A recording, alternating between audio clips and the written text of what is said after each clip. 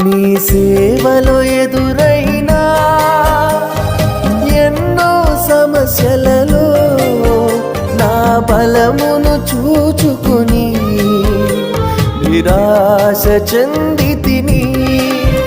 నీ సేవలో ఎదురైనా ఎన్నో సమస్యలలో నా బలమును చూచుకుని నిరాశ చెందితిని.